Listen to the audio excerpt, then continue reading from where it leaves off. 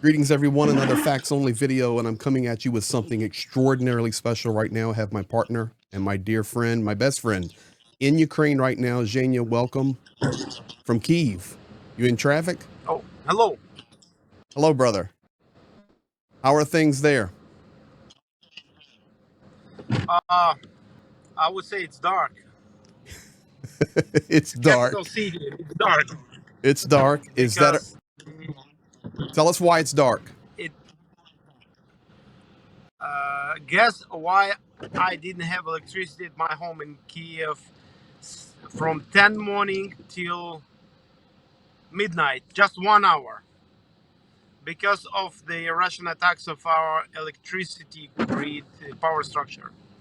Okay, let's start there. I've got 3 or 4 questions, and this is a preview. Ladies and gentlemen, you are possibly new as a subscriber here. This is what we also bring to the table and our partnership there in Ukraine. Zhenya will be on with me in the next couple of days for a full live. This is just a facts only. So let's start with the power grid, Zhenya. It's seriously affected there in Kyiv and other places. It's really bad. Yeah, today, first time ever I've been in the hospital, which had electricity just in the operating room and one lift. The rest 4 floors are dark. Is this Hospital. happening in other cities as well? I know Ternopil is having significant problems as well. Yeah, from what I know, it's everywhere.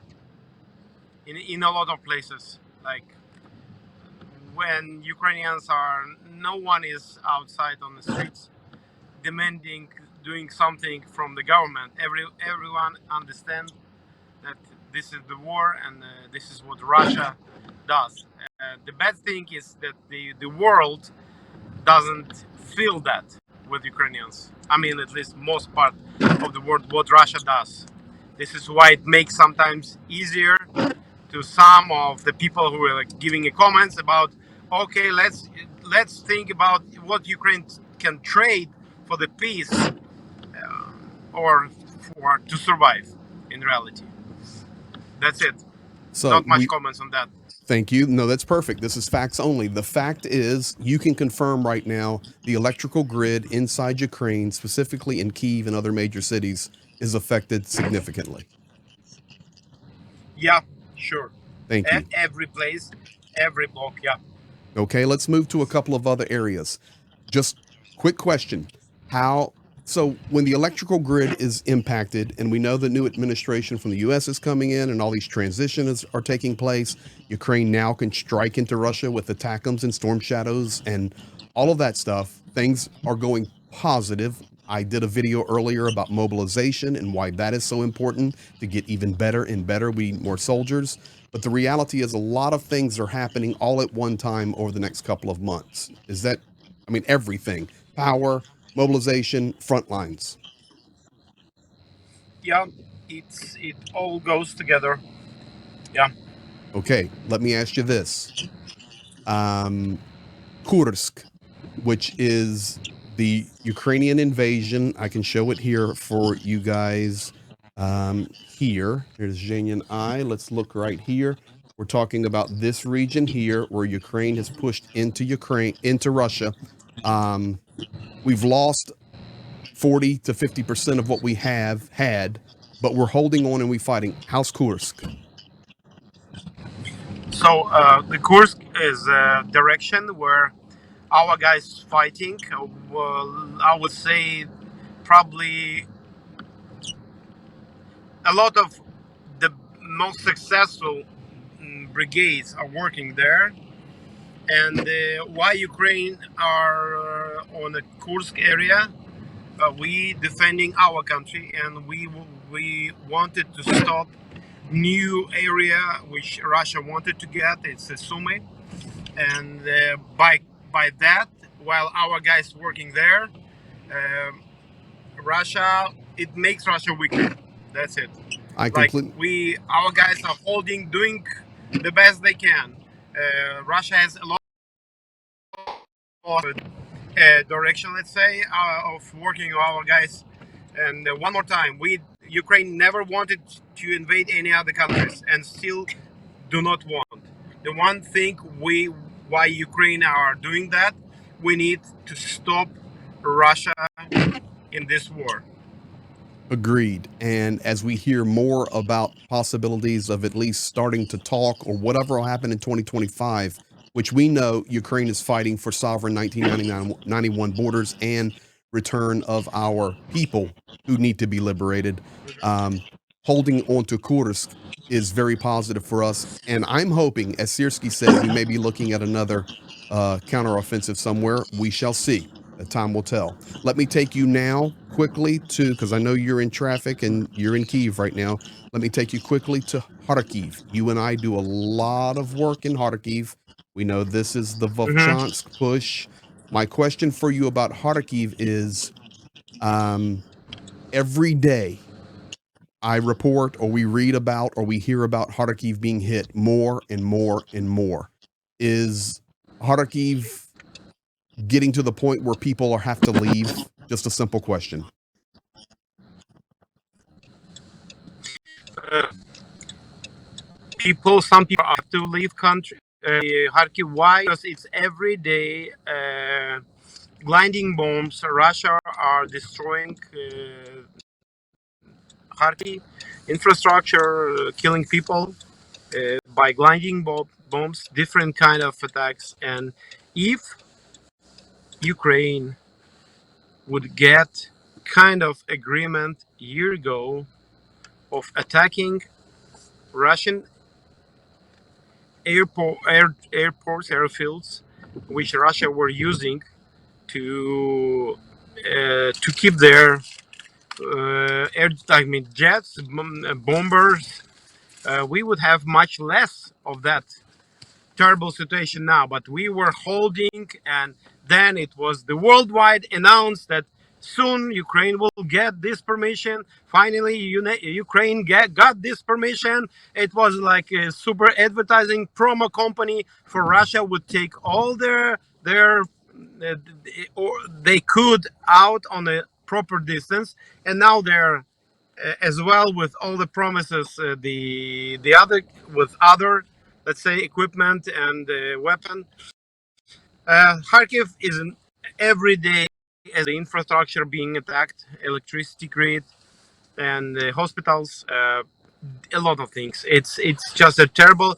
Russia does it because the world allows it, and Ukraine are limited One of the with. reasons I ask him specifically about Kharkiv, guys, is this is a base city that Zhenya and I work out of. We support all the regions there, Kharkiv, Sumy, all those frontline regions, and it's important to us. We know where we stay in Kharkiv, and we have wonderful friends and partners there. It's a dear city to us. I want to jump down to two last places, Zhenya. I want to go to Kurakhove. You and I know this area very well. Kurakhove here. Here is actually where Konstantinopol and Andriivka is, where we do a lot of work to support all of these lines here. Mm-hmm. Kurakhove not looking good. Kurakhove in a terrible situation. Let's say Kupiansk, by the way, in the Kharkiv area, much better. Our guys holding it, and Kupiansk being fully under the control of Ukrainian troops. So Kurakhove. No, since you said that, let me go up here. Kupiansk is right here, guys. Kharkiv would be back this way. Izum would be down this way. And we support guys here in this Borova area and the guys that are fighting in this direction. Yes, Ukraine has started to defend Kupiansk. We're holding Kupiansk completely, and the guys are doing a phenomenal job in Kupiansk. So that's what Zhenya was referring to there. Now, yes. I'll push the map bound down to Kurakhove, and Zhenya, you keep talking Kurakhove. Kurakhove in different difficult situation. Russia uses their advantage, I would say, their sources, and Russia uses the delays in supplying and helping Ukrainian army with weapon supply, and they're using it like crazy. like to get more and more territory, and they have success there. One of the I'll, things we'll talk about the last place now, and I'm just going to draw this very simply. And Pokrovsk, Ukraine holding on to Pokrovsk. We're doing good. Russia has Mhm. tried to influence this way toward the paved road that you and I run. And what I want to draw people's attention to here, we'll go into this much more detail on a live, but Pokrovsk and Mirnograd here, Russia, of course, pushing this way. And then Kurakhove is here. It's basically a straight line. But what I want to draw people's attention to is what is important here. And you just came off of this line. Here is the blue representing the paved road to Kurakhove, the paved road coming into Pokrovsk and goes on to Kramatorsk, Mhm. and then the paved road that connects Pokrovsk and basically Kurakhove or Andriivka and Constantinople. These paved roads is what is so important here. Is that true in regard to winter and the ability to move for Ukraine or Russia? Yes, it's very important, and we drove these roads like a week or 2 weeks ago, like finishing our delivery the snatches and repairing some snatches. There, By I the will way, ship. don't lose your thought. Don't lose your thought. Guys, if you're new here, new subscribers, thank you. New members of our community, this is what we do. We deliver aid right to the front line. This is my partner. This is the president of our nonprofit there, Napram, which translate direction from Ukrainian. We drop aid nonstop. So if you want to know more about that, hit the subscribe notification button on. I will have Zhenya on a full, huge live here in the next couple of days, showing all of this stuff, all of the aid drops, everything. So back to the importance of the paved roads, brother. It's really busy, and if you remember when the road we were using, like 23 Mm-hmm. crossing to the left before Pokrovsk. This is the same route we had now, and one of the like, let's say, the part of the road were going about like 12 kilometers from the like zero line, Mm-hmm. and it's reachable by drones, FPVs, and we had to use go there, and so like it's busy and it's important, and our guys doing everything to keep that road, and still we cannot go surely through Mirnograd anymore, No, it's but the Dnipropetrovsk, no, not Dnipro, mm-hmm. Pokrovsk road, which is a part of the highway Dnipro, like former highway Dnipro Donetsk.